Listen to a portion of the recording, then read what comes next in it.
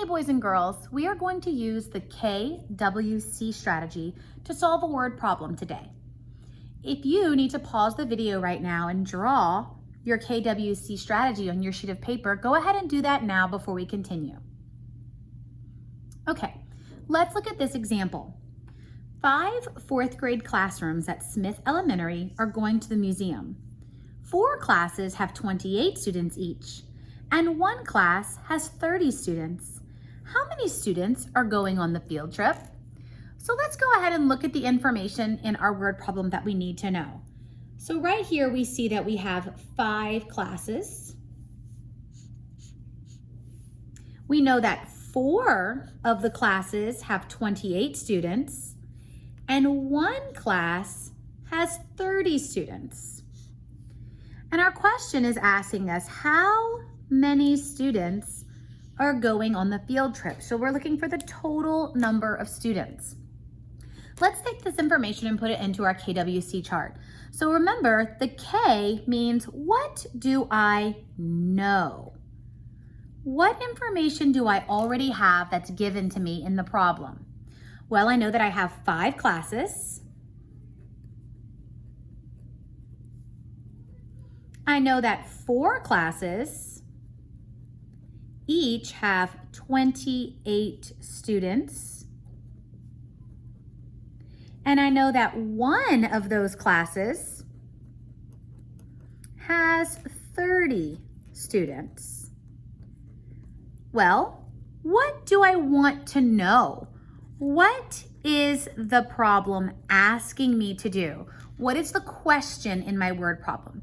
Remember here, we want to restate that question as a phrase or a sentence. That way we can always check back to make sure we're doing what's being asked of us. So the question says, how many students are going on the field trip?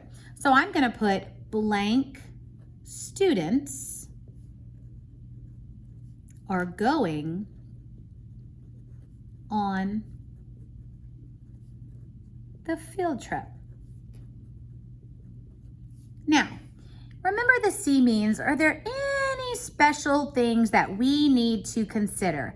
Any considerations, any tips, any tricks, anything that we need to just make sure that we remember? Well, I want to make sure that I remember there are 5 total classes. I don't want to forget that, because if I look back at my problem, I only see the number of students written twice. And that may confuse me. And maybe I'll just add those together and think that's my total. So I want to remember I've got 5 total classes. I also am looking here and I know that I'm gonna have to do more than one step. So I'm gonna put multi-step here. I don't wanna forget and maybe stop after my first step and think that I'm done. I wanna remember that I have a couple of things to do. I'm also looking, and I know that since I have 4 classes and it tells me they each have 28 students, I know that I'm going to have to multiply first. That's going to be my first step. And then I think I'm going to have to add together. So I'm going to put a plus sign there. And this is going to remind me that the 2 steps that I have to take or make are multiplication and addition. Now I think I'm ready to go ahead and start my process. So I'm going to draw a little picture to help me remember that I've got 5 classes. And I know that 4 of those classes have 28 students in them. And 1 of them has 30. Giving myself this visual here will also help me. Now, I see that I can go about this in a couple of ways. I like to multiply. So I know that I can take 28 per class times 4 classes, and I can multiply that to find out how many students are in these 4 classes total right here. Now, if multiplication is something that you struggle with, remember, you could always do repeated addition. That's another way that we could approach multiplication. But I'm gonna go ahead and do the standard algorithm for 28 times 4.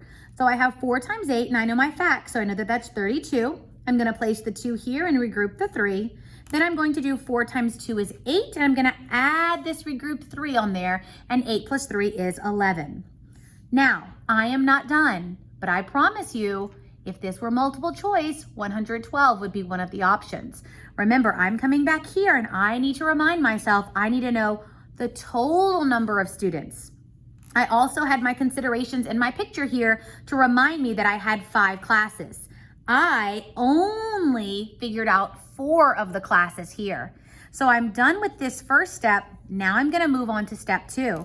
I'm gonna take this total 112 in the 4 classes of 28, and I'm gonna add these other 30 students on there. We can't forget about them.